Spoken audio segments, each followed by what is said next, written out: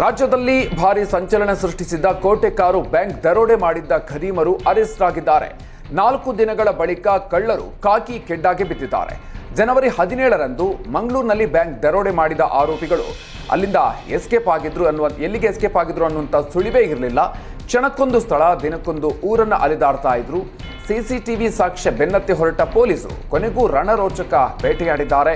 ತಮಿಳುನಾಡಿನ ಮಧುರೈ ಬಳಿ ಪ್ರಕರಣದ ಕಿಂಗ್ ಪಿನ್ ಮುರುಗುಂಡಿ ದೇವರ್ ಪ್ರಕಾಶ್ ಮಣಿವಣ್ಣನ್ರನ್ನ ಬಂಧಿಸಿದ್ದಾರೆ. ಇನ್ನು ಬೆಳಗಾವಿಯ ಅಧಿವೇಶನ ಸಂದರ್ಭದಲ್ಲಿ ಸದನದಲ್ಲಿ ಸಚಿವೆ ಲಕ್ಷ್ಮಿ ಹೆಬ್ಬಾಳ್ಕರ್ ಬಗ್ಗೆ ಬಿಜೆಪಿ ಎಂಎಲ್ಸಿ ಸಿಟಿ ರವಿ ಅಶ್ಲೀಲ ಪದ ಬಳಕೆ ಪ್ರಕರಣದ ತನಿಖೆ ತೀವ್ರಗೊಂಡಿದೆ.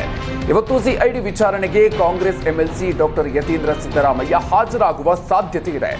ಘಟನೆ ನಡೆದ ವೇಳೆ ಯತೀಂದ್ರ ಕೂಡ ಪ್ರತ್ಯಕ್ಷದರ್ಶಿಯಾಗಿದ್ರು. ಹೀಗಾಗಿ ವಿಚಾರಣೆಗೆ ಬರುವಂತೆ ಸಿಐಡಿ ಈಗಾಗಲೇ ನೋಟಿಸ್ ನೀಡಿದೆ. ಇದುವರೆಗೂ ಎಂಎಲ್ಸಿ ಉಮಾಶ್ರೀ ಮಾಜಿ ಹಾಗೂ ನಾಗರಾಜ್ ಯಾದವ್ ವಿಚಾರಣೆ ನಡೆಸಿ ಸೆಕ್ಷನ್ 161 ಅಡಿಯಲ್ಲಿ ಹೇಳಿಕೆಗಳನ್ನು ದಾಖಲಿಸಿಕೊಂಡಿದ್ದಾರೆ. ಸಿಎಂ ಹಾಗೂ ಕೆಪಿಸಿಸಿ ಅಧ್ಯಕ್ಷ ಸ್ಥಾನ ಬದಲಾವಣೆ ಹೇಳಿಕೆ ಬೆನ್ನಲ್ಲೇ ಇದೀಗ ಕೋಲಾರ ಉಸ್ತುವಾರಿ ಸಚಿವರನ್ನ ಬದಲಾಯಿಸಿ ಅಂತ ಕಾಂಗ್ರೆಸ್ ಶಾಸಕರು ಪಟ್ಟು ಹಿಡಿದಿದ್ದಾರೆ. ಕಳೆದ 10 ವರ್ಷಗಳಿಂದ ಜಿಲ್ಲೆಯ ಹೊರಗಿನವರಿಗೆ ಜಿಲ್ಲಾ ಉಸ್ತುವಾರಿ ಸಚಿವ ಸ್ಥಾನ ನೀಡಲಾಗ್ತಾ ಇದೆ. ಜಿಲ್ಲೆಯಲ್ಲಿ ಈ ಬಾರಿ 4 ಗೆದ್ದಿದ್ದಾರೆ. ನಮ್ಮಲ್ಲೇ ಒಬ್ಬರನ್ನ ಸಚಿವರನ್ನಾಗಿ ಮಾಡಿ ಅಂತ ಒತ್ತಡ ಹೇರಿದ್ದಾರೆ. ಭೈರತಿ ಸುರೇಶ್ ಬೇರೆ ಕೆಲಸದಲ್ಲಿ ಬ್ಯುಸಿಯಾಗಿ ಜಿಲ್ಲೆಯ ಸಮಸ್ಯೆಗಳಿಗೆ ಸ್ಪಂದಿಸ್ತಾ ಇಲ್ಲ. ಬಹುತೇಕ ಕಾಂಗ್ರೆಸ್ನ ಪ್ರಮುಖ ಸಭೆ ಹಾಗೂ ಸರ್ಕಾರಿ ಕಾರ್ಯಕ್ರಮಗಳಿಗೆ ಭೈರತಿ ಸುರೇಶ್ ಗೈರಾಗ್ತಾ ಇದ್ದಾರೆ. ಸಮಸ್ಯೆ ಹೇಳ್ಕೊಳ್ಳೋದಕ್ಕೆ ಜನಸಾಮಾನ್ಯರು, ರೈತರು, ಹೋರಾಟಗಾರರ ಕೈಗೆ ಸಿಗ್ತಾ ಇಲ್ಲ.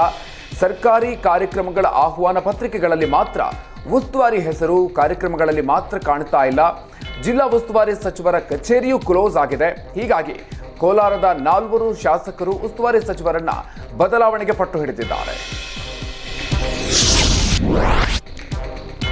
ಕೋಟೆಕಾರು ಬ್ಯಾಂಕ್ ದರೋಡೆ ಪ್ರಕರಣದ ತನಿಖೆಗೆ ಇಳಿದ ಪೊಲೀಸರಿಗೆ ಮತ್ತೊಂದು ದಂಧೆ ಜಾಲದ ಲಿಂಕ್ ಪತ್ತೆಯಾಗಿದೆ. ಕೋಟೆಕಾರು ಬ್ಯಾಂಕ್ ರಾಬರಿ ಸಲುವಾಗಿ ಬಿಸಿ ರೋಡ್ ಟೋಲ್ನಲ್ಲಿ ತಪಾಸಣೆಯ ಸಂದರ್ಭದಲ್ಲಿ ರಾಜ್ಯದಲ್ಲಿ ಸಂಚಾರ ಮಾಡ್ತಾ ಇವೆ ಫೇಕ್ ನಂಬರ್ ಹೊಂದಿರೋ ಸಾಕಷ್ಟು ವಾಹನಗಳು ಅನ್ನೋದು ಪತ್ತೆಯಾಗಿದೆ. ಒಂದೇ ಟೋಲ್ನಲ್ಲಿ ಕಾರು, ಟಿಟಿ, ಲಾರಿಗಳು ಸೇರಿ 10 ಫೇಕ್ ನಂಬರ್ ಪ್ಲೇಟ್ ಹೊಂದಿದ ವಾಹನಗಳು ಪತ್ತೆಯಾಗಿದೆ. ದಕ್ಷಿಣ ಕನ್ನಡ ಜಿಲ್ಲೆ ಬಂಟ್ವಾಳದ ಬ್ರಹ್ಮರಕೊಟ್ಲು ಬಳಿಯ NHAIನ ಟೋಲ್ನಲ್ಲಿ ಒಂದೇ ನಂಬರ್ ಹೊಂದಿರುವ ಕಾರುಗಳು ಪತ್ತೆಯಾಗಿದೆ. ಹೀಗಾಗಿ ರಾಜ್ಯದಲ್ಲಿ ಫೇಕ್ ನಂಬರ್ ಪ್ಲೇಟ್ ದಂಧೆ ಜಾಲ ಇರೋದು ಪತ್ತೆಯಾಗಿದೆ.